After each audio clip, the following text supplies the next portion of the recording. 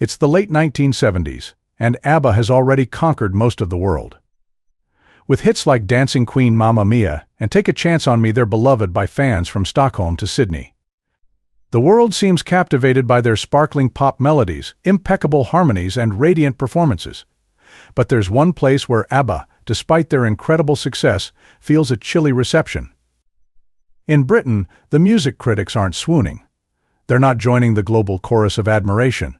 Instead, they're cold, skeptical, and, at times, dismissive. To them, ABBA's music isn't art, it's too commercial, too polished, and lacking depth. For the members of ABBA, Agnetha, Bjorn, Benny, and Annie Fried, this rejection hurt. Their music was crafted with care, filled with emotion, and intended to uplift people around the world. They saw themselves as artists, but British critics wouldn't see past the glitter and the catchy hooks. Why don't they take us seriously, they must have wondered. This question lingered, a thorn in their hearts, as they continued to deliver hit after hit, while feeling that a part of the music world didn't understand or respect their work. ABBA's relationship with British critics was complicated from the start. While fans adored them, the critics were quick to judge. ABBA's songs were seen as too polished, with a sound that was carefully produced and radio-friendly. But to the critics, it lacked the grit, spontaneity, and raw emotion of other bands like the Rolling Stones, Pink Floyd, or David Bowie. ABBA's music was too perfect for British tastes, and British critics prized authenticity and experimentation over polished production. For ABBA, these critiques felt unfair. Benny Andersson, the musical mastermind behind many of their hits, was meticulous about each detail in their songs. He worked tirelessly to make every chord, every harmony, and every melody just right. To him, their music was not shallow, it was complex and layered, even if it didn't fit the mold of rock music or the experimental sounds British critics favored. Every time he heard their music described as lightweight pop, it stung. The effort, the passion, the countless hours spent in the studio, all of it dismissed as if their work was merely a glossy product with no artistic value. Agnetha and Annie Fried, with their radiant smiles and flawless harmonies, became the faces of ABBA's shiny image. British critics saw them as symbols of polished perfection, representatives of a sound too clean to be taken seriously. Agnetha, with her powerful and emotive voice, often sang lyrics of heartbreak and longing, but her performances were brushed aside as formulaic. Annie Fried, known for her rich, soulful voice, brought depth to their harmonies, yet critics seemed to ignore the artistry behind their vocal arrangements. For Agnetha and Annie Fried, these dismissals felt deeply personal. They were more than just beautiful voices on the radio, they were artists who brought their own experiences and emotions to the songs. When critics reduced their performances to mere pop packaging, they felt a sense of rejection. Their image was polished, yes, but it wasn't hollow. Under the sequins and smiles were real people, conveying real emotions that many listeners connected with.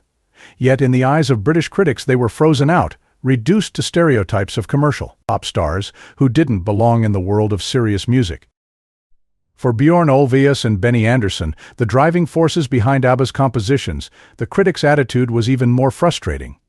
Bjorn, who co-wrote many of ABBA's lyrics, poured his heart into the words, crafting songs that spoke of love, heartbreak, and resilience. He wanted their music to be seen as more than just catchy melodies, but to many British critics, the emotional depth he sought to capture was dismissed as surface-level entertainment. Benny, the musical architect, was equally disheartened. He spent countless hours arranging and perfecting each track, striving to achieve a sound that was innovative yet accessible. For Benny, music was a language, a way to express universal feelings that anyone could relate to. It was heartbreaking to see his work dismissed as cheap or too commercial, as if there was something wrong with creating songs that people loved and wanted to dance to.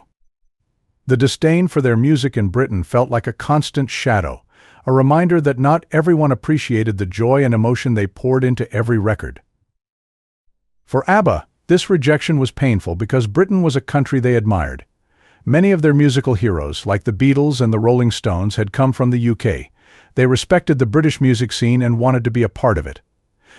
Yet, it seemed that no matter how many hits they had or how many records they sold, British critics wouldn't accept them. It was as if success itself was a mark against them, as if popularity meant that their music couldn't possibly be serious or meaningful. The criticism left ABBA feeling isolated, even as their fame grew. In interviews, they tried to maintain a diplomatic tone, acknowledging that not everyone had to like their music. But behind the scenes, it hurt. They wanted their music to be understood, to be appreciated for the artistry and care they put into every song. Instead, they were met with cold shoulders and dismissive words. For a band that sought to bring happiness to people around the world, it was a bitter pill to swallow. Despite the chilly reception from British critics, ABBA didn't let the negativity slow them down. Instead, they channeled their frustration into their music, using each dismissive review as motivation to keep creating. Rather than trying to appease critics, they doubled down on their signature sound, creating some of their biggest hits during this period. Songs like Knowing Me, Knowing You and The Winner Takes It All became iconic precisely because they stayed true to themselves. ABBA realized they didn't need critical approval to touch people's hearts. The love from their fans mattered more than the praise of critics who could never see past their pop label. In the end, ABBA's determination paid off. Their music continued to resonate with audiences around the world, proving that they didn't need to fit into the mold of serious music to make an impact. Their songs became timeless classics, played at celebrations, weddings, and parties, cherished by generations. And as the years passed, even the British critics began to soften. Today, ABBA is celebrated as one of the greatest pop bands in history, a group that, despite the doubts of critics, stayed true to their vision and left an indelible mark on music. Looking back, ABBA might still feel a twinge of regret for not being taken seriously by British critics during their peak. It's hard to ignore the sting of dismissal from the very country that birthed rock icons like the Beatles and the Rolling Stones. While ABBA was busy breaking records and conquering charts worldwide, British critics often labeled their music as manufactured or too commercial. It's a bitter pill to swallow when you pour your heart into every note and lyric, only to be told you lack authenticity. Yet amidst this criticism, ABBA also recognizes the incredible power of their music. They created songs that brought joy, connection, and unforgettable melodies to millions of people around the world, proving that their artistry resonated far beyond the narrow confines of critical approval. In the end, ABBA didn't need to fit the critics' definition of deep or serious. Their music was not meant to challenge the status quo or provoke intellectual debates. It was designed to make people feel good. They proved that music doesn't have to be dark or edgy to be meaningful. Instead, ABBA embraced the joy of pop, a genre often underestimated but brimming with emotional depth. Songs like Dancing Queen didn't just make you want to dance, they encapsulated the exhilaration of youth, love, and freedom. In a world often fraught with uncertainty, ABBA's ability to lift spirits became a powerful statement in itself. Their melodies became anthems of happiness, reminding everyone that sometimes the greatest art is the one that brings light into their lives. ABBA's legacy is one of resilience, passion, and the courage to embrace who they were, even in the face of criticism. They didn't need critical approval to validate their artistry. Their charts were enough evidence of their talent and connection with the audience. Albums like Arrival and The Album became timeless classics, showcasing their evolution as musicians while staying true to their pop roots. Even as they faced dismissive reviews, they continued to push boundaries, blending genres and experimenting with sounds that would influence generations to come. The trials of being labeled just a pop band only fueled their desire to create, leading to masterpieces that stood the test of time. Today, the world remembers ABBA not as a band that tried to fit in, but as pioneers who made music their way. They found a unique voice that transcended cultural and generational divides. Their songs became staples in popular culture, covered by countless artists and featured in films, musicals, and television shows. When the Mamma Mia musical hit the stage, it reignited a passion for ABBA's music among a whole new generation, showcasing the universal appeal of their songs. Fans from all walks of life connected with their melodies, often sharing personal stories tied to the music, further solidifying ABBA's place in the hearts of millions.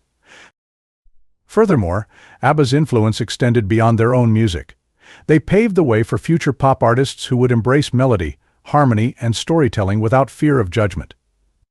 The likes of Madonna, Kylie Minogue, and even modern pop stars like Dua Lipa draw inspiration from the ABBA playbook, proving that pop music can be both commercially successful and artistically rich. In this sense, ABBA didn't just create a legacy, they shaped the future of pop music, showing artists that embracing joy and authenticity could lead to lasting success.